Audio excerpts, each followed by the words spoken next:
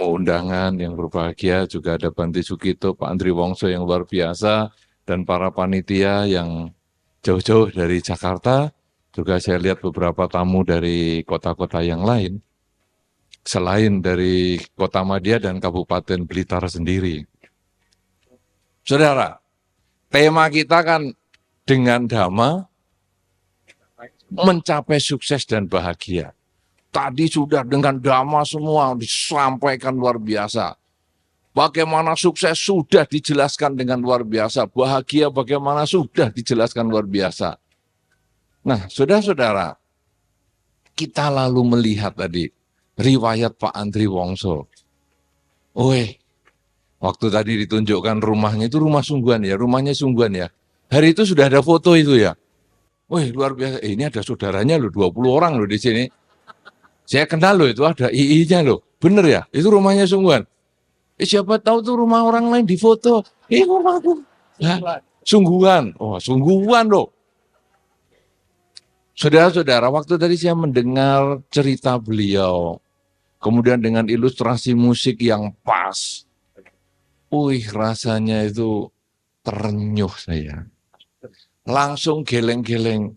Sungguh malang kau. Wah, luar biasa. Karena kalau kita sudah keliling ke daerah-daerah, terutama di Kabupaten dan Kota Madya Blitar, Pak Andri Wongso, tidak ada loh rumah umat Buddha yang seisis seperti itu. Itu istilah kita kloneng, rumah klonengan ya. Jadi separuh tembok, kemudian atasnya gedek itu. Tidak ada umat Buddha yang begitu sekarang ini. Beliau bisa seperti itu, sungguh-sungguh saya, saknoni. Tapi begitu sekarang terus beliau cerita, anaknya luar negeri. Wah, sekolah di luar negeri sana, sebentar lagi ke sana. Anak yang nomor 2 mau sekolah di luar negeri yang lain lagi. Wih, luar biasa. Wah, ini sesuatu yang hebat. Saudara-saudara, ada di antara Anda yang tinggal di sini, rumahnya lebih parah dari fotonya Pak Andri Wongso tadi? Ada? Tidak ada. Sudah tidak ada. Tapi sekarang saya tanya kebalikannya. Ada enggak yang lebih sukses dari Pak Andri Wongso? Ada enggak? Enggak ada. Belum. Pinter. Belum. Saudara-saudara, rumah Anda sudah jauh lebih bagus, berarti modal Anda sudah lebih hebat. Tidak perlu jam 2 malam buang air kecil lagi. Tidak ada hubungannya ya. Tidak ada hubungannya buang air kecil sama rumah. Tidak ada ada, saudara, maksudnya itu kan ISIS. ISIS jadi jam 2 malam, aduh, kena angin terus toh. Waktu itu belum cerita sarungnya cuma satu. Jadi mau ditarik ke atas bawah ISIS. Tarik ke bawah atas ISIS. Jadi jam 2 malam buang air kecil. Iya, karena saking ISISnya itu. Nah, Anda sudah rumahnya gedong semua. Sekarang saya kira umat Buddha di kota dan kabupaten sudah tidak ada yang rumahnya klonengan.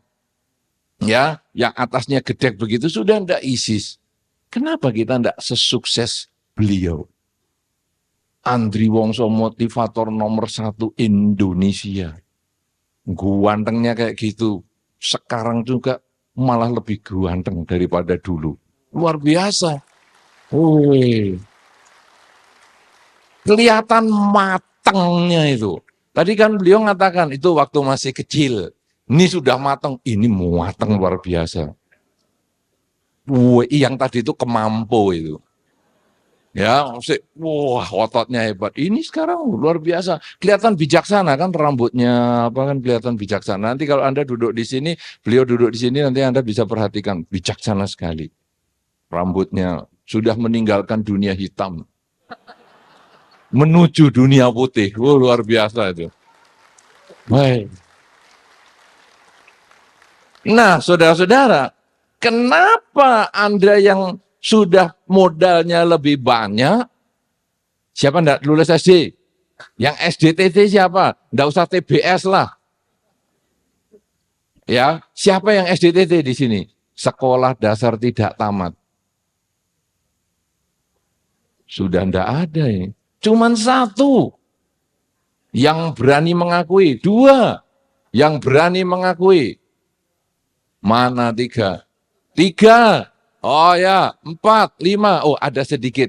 Berarti Anda yang SDTT, Anda punya modal untuk sukses. Nah, karena sudah ada contohnya. Anda yang SD sudah lulus, harus modalnya lebih banyak untuk sukses. Nah, saudara, balik ke pertanyaan saya tadi, Anda sudah punya modal lebih bagus. Paling tidak Anda rumah lebih baik dari Pak Andri Wongso zaman itu. Kemudian Anda yang SDTT, dari sekian banyak, hanya tidak sampai 10 orang. Sisanya Anda SD saja tidak sekolah. Maksudnya tamat sekolah, bukan SD saja tidak sekolah. Kemudian mungkin malah Anda di antara Anda yang sudah perguruan tinggi, malah sudah S2, S3, dan lain sebagainya.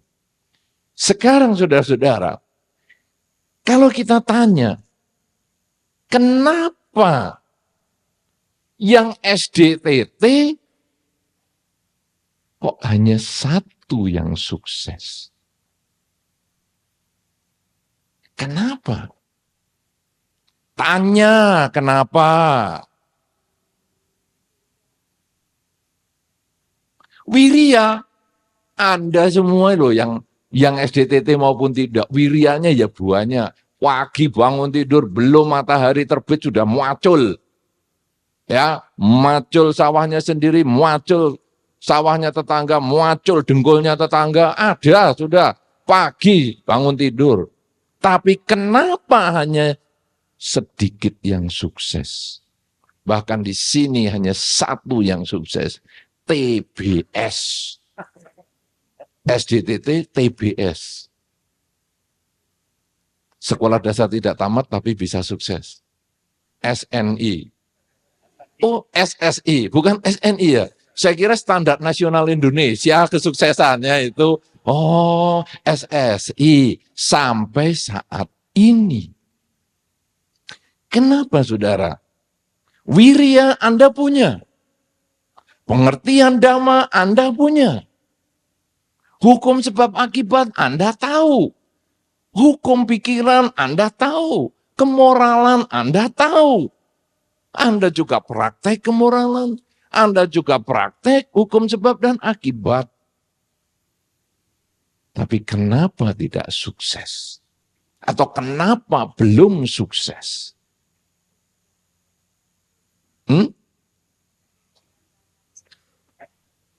Timbunan karma, mitos salah. Itu tadi sudah dikatakan. Jangan karena kelahiran sio, karma kayak apa. Ya saya soalnya orang Blitar ya, tidak bisa sukses. Salah, itu mitos salah. Tadi sudah dijelasin itu.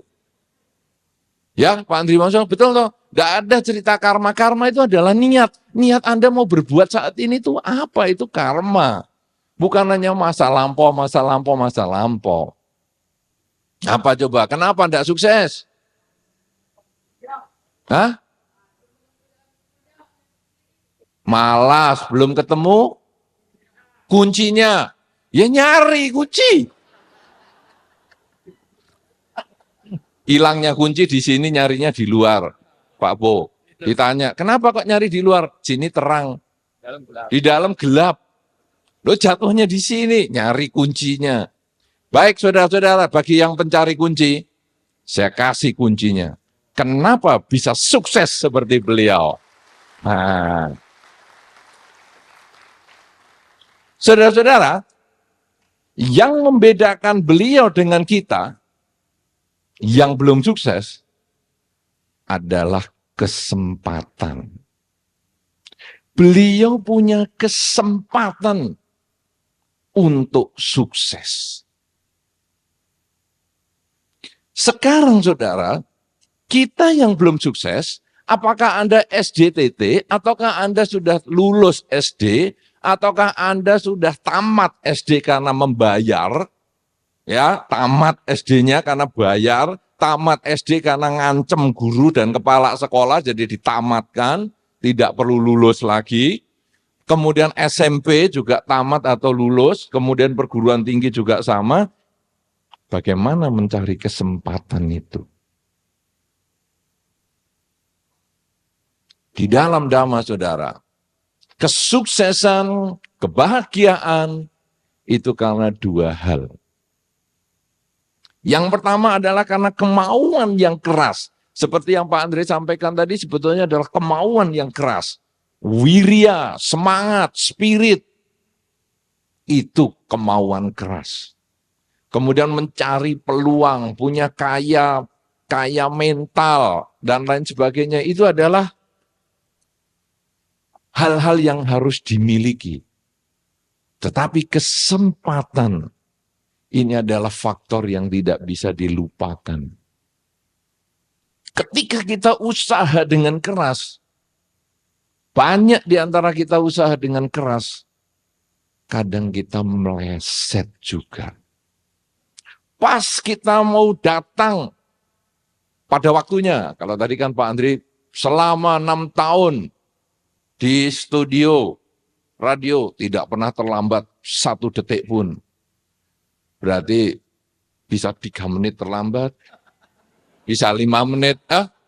Ya itu maksudnya ya. Bukan, maksudnya selalu lebih awal gitu ya. Karena tadi kan hanya ngomong, saya tidak pernah terlambat 1 detik pun. Berarti 15 menit nih terlambatnya. Saya berpikir itu. Oh salah ya? Oh salah, oh tepat maksudnya. Oh ya itulah.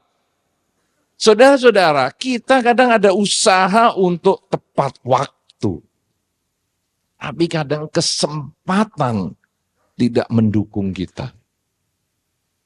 Pas mau berangkat, banyak kempes.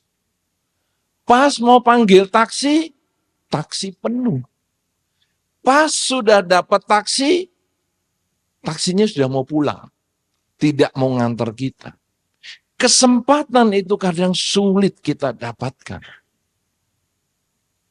Kemudian ada berapa banyak yang kita, misalnya satu ketika kita, ini ada pekerjaan baru. Kita mau mulai, saya mau kerja baru. Tapi pas kita mau daftar, pendaftaran sudah tertutup. Saudara-saudara, mencari kesempatan ini tidak mudah.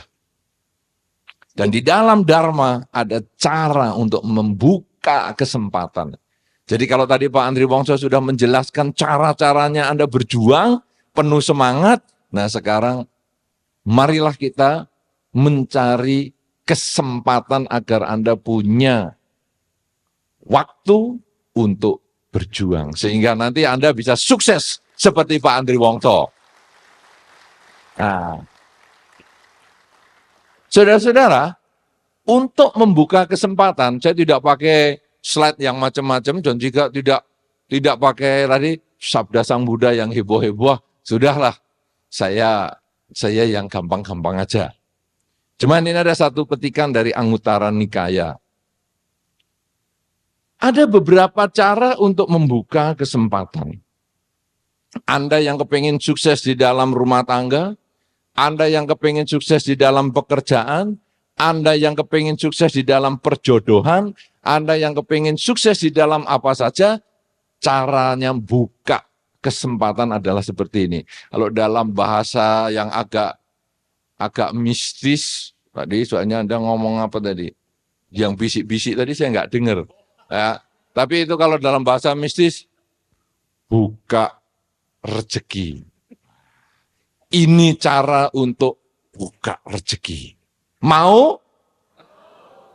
Loyo, letoy, cuman 10%. Mau? Kurang kenceng baru 80%. Mau?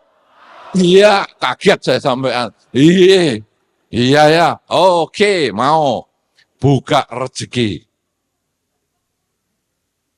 Loh.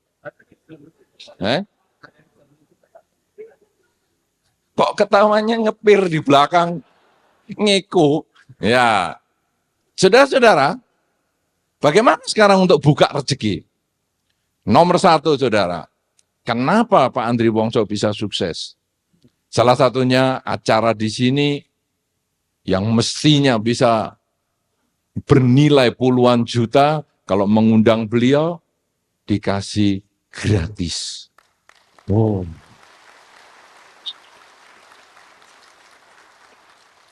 Kerelaan seperti ini yang membuat beliau selalu terbuka rezekinya.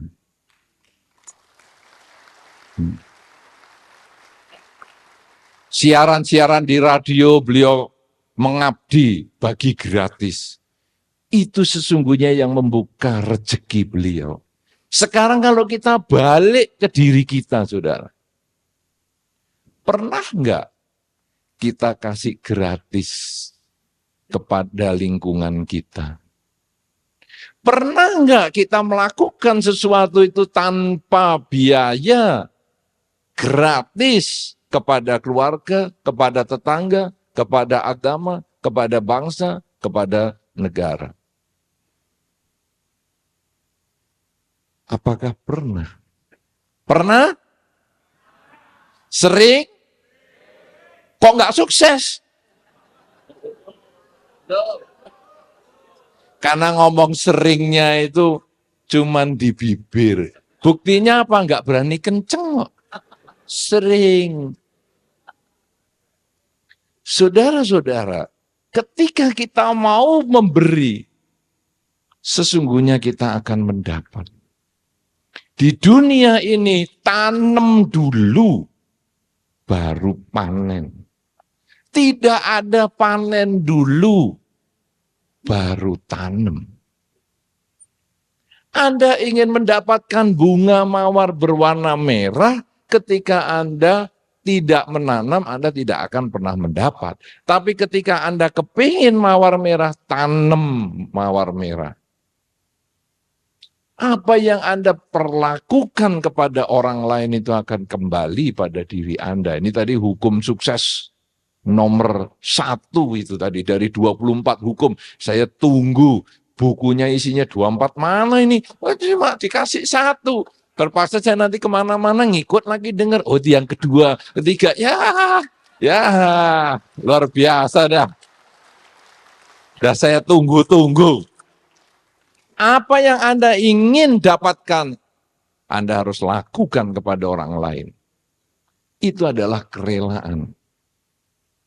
Ada satu saat, saudara, umat Buddha suka sembahyang.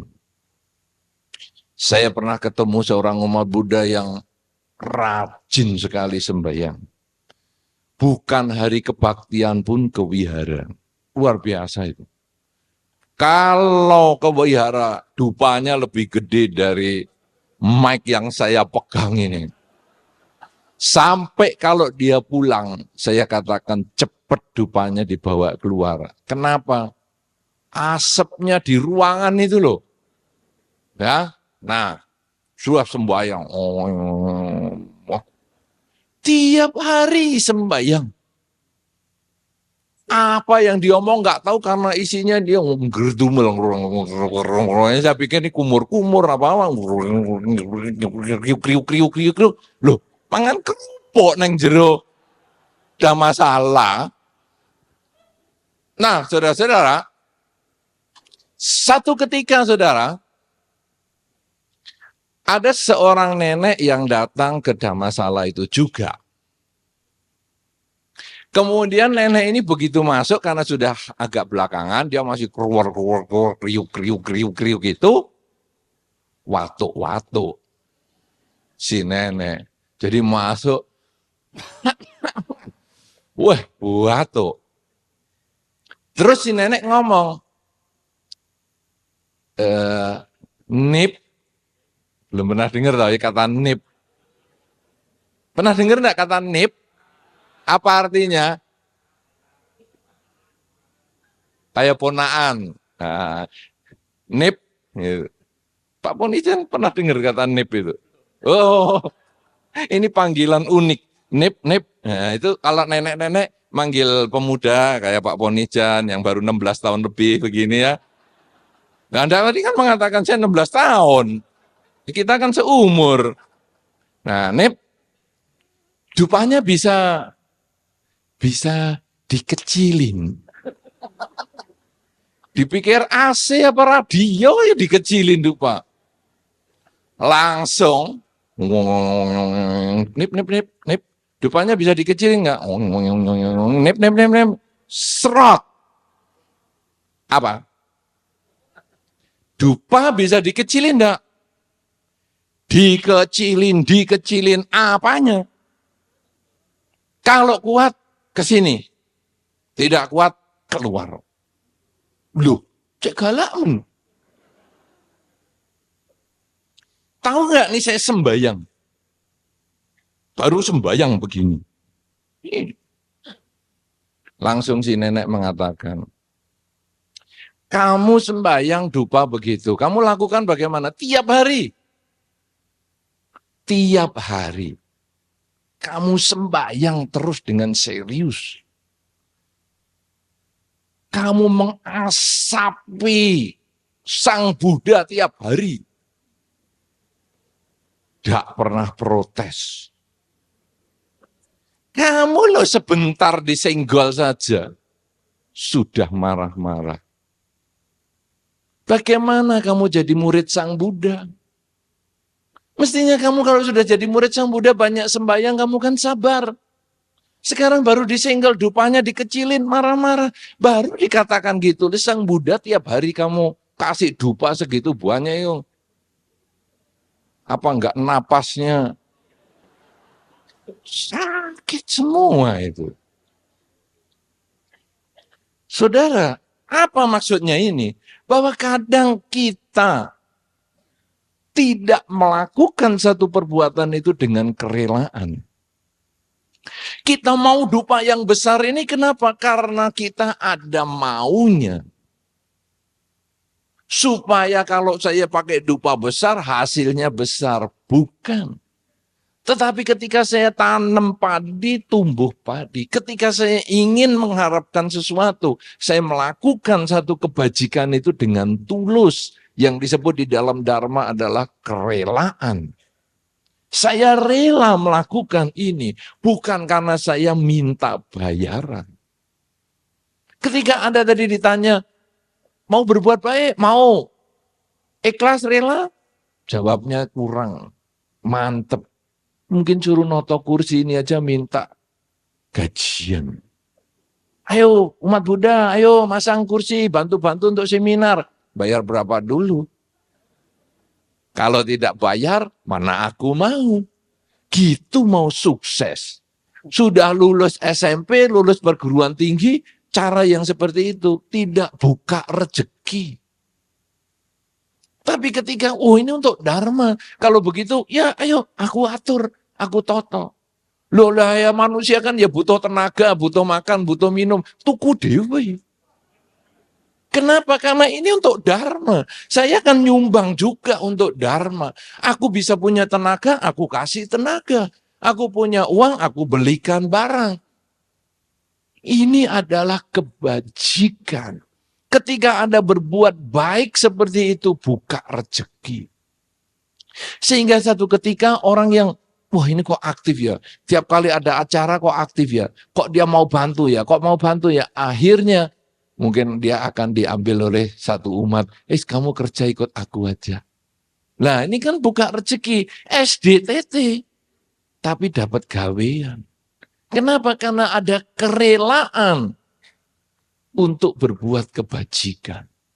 Oleh karena itu saudara-saudara, bagi Anda yang belum sukses di bidang apapun juga, bidang karir, bidang rumah tangga, bidang pekerjaan, bidang apa saja, coba Anda mulai mengembangkan kerelaan. Loh apa hubungannya dengan jodoh? Jelas.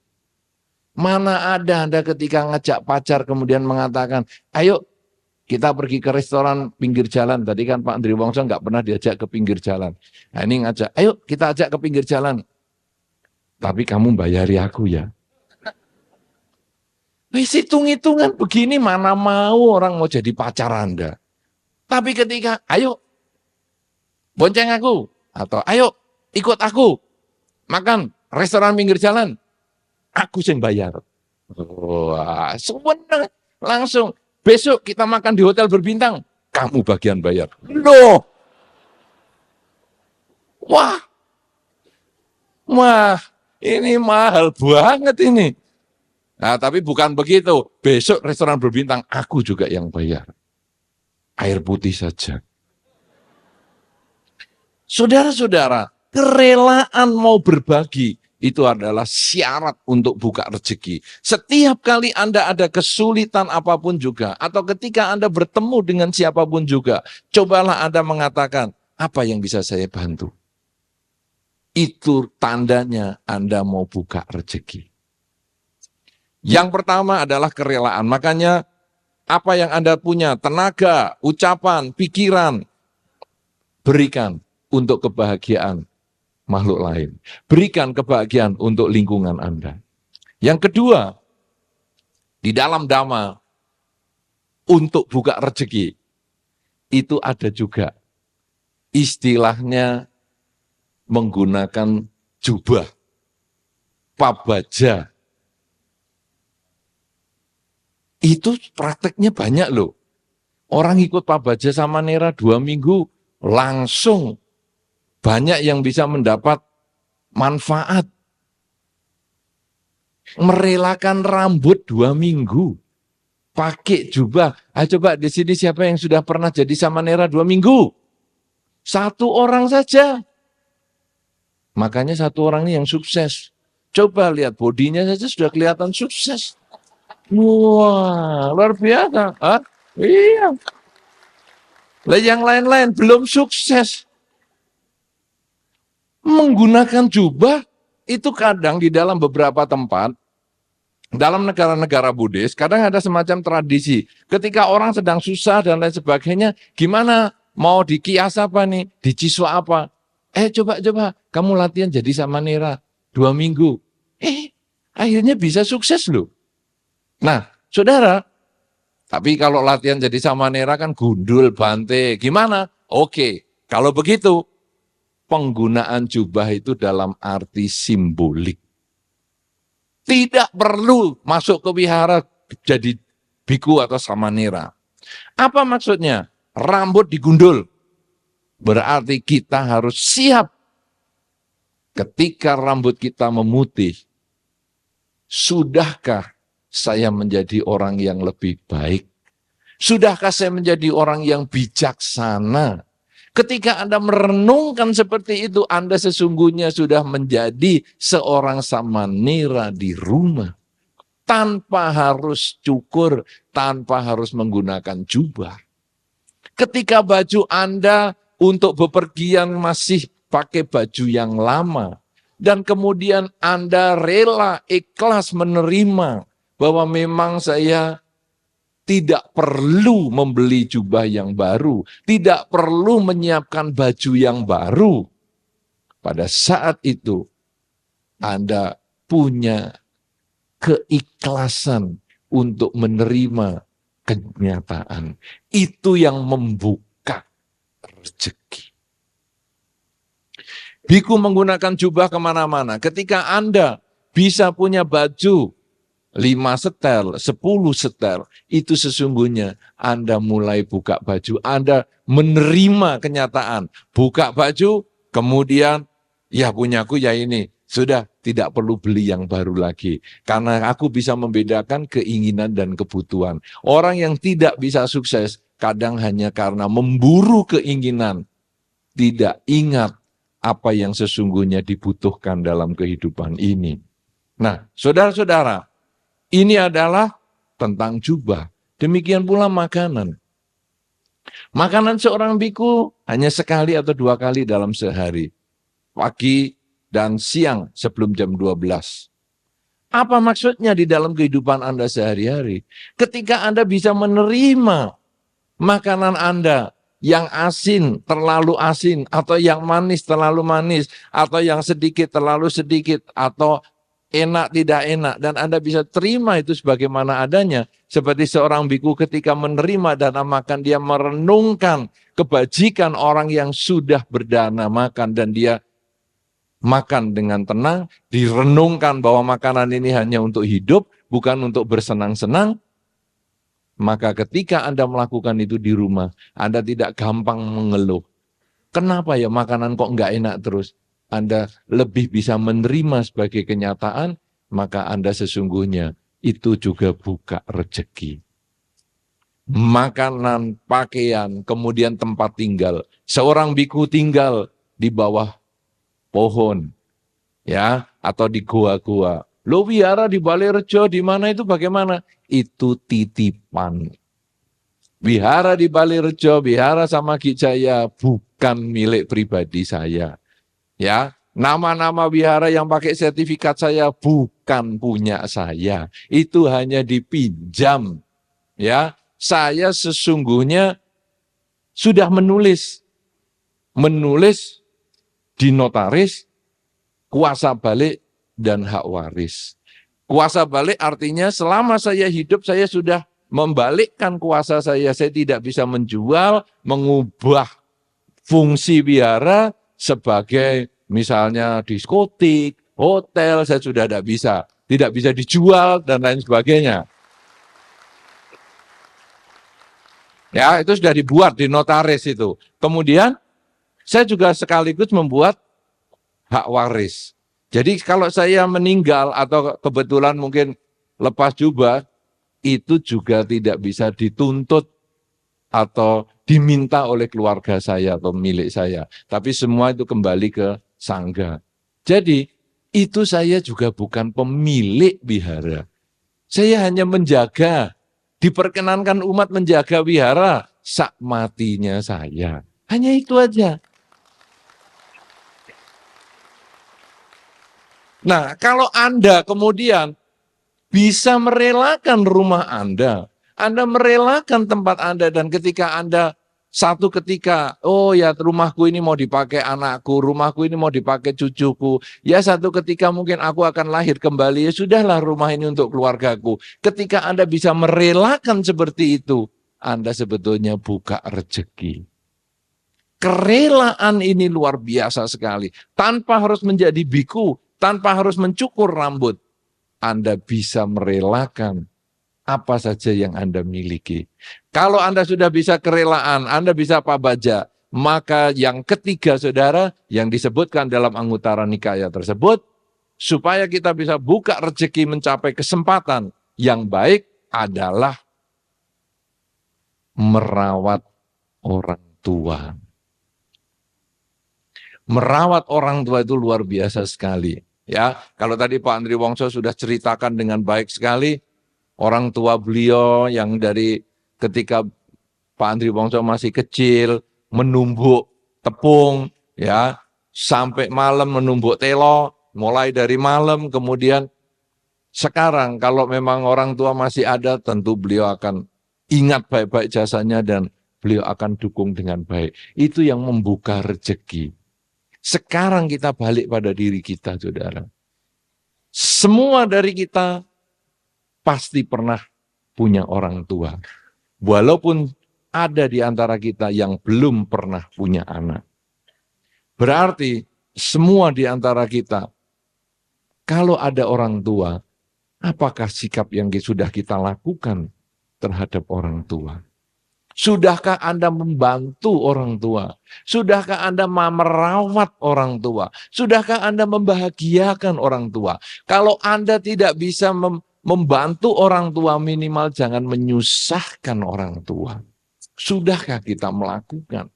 Dalam banyak kesempatan ketika ada orang sulit rezekinya, sulit dapat jodoh, sulit dapat pekerjaan, sulit dapat rumah, sering-sering ada saran mengatakan, coba kamu minta maaf kepada orang tua. Coba kamu bernamaskara, bersujud kepada orang tua.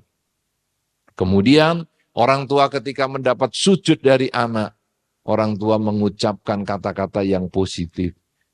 Ya, misalnya mengatakan, ya nak, semoga kamu lancar sukses usahamu, semoga kamu enteng jodoh, semoga kamu berbahagia, dan seterusnya. Kata-kata orang tua yang demikian ketika anak bersujud, itu sangat manjur, dan itu juga buka rezeki. Oleh karena itu saudara, siapa di antara Anda yang orang tuanya sudah tidak ada lagi, ayah dan ibunya? 1, 2, 3, tidak terlalu banyak. Tidak terlalu banyak, hanya sekitar 25%. Bagi yang Anda yang orang tua, ayah dan ibu sudah tidak ada, Anda bisa di rumah mengucapkan pelimpahan jasa. Jadi Anda berbuat baik atas nama orang tua Anda. Itu juga buka rezeki.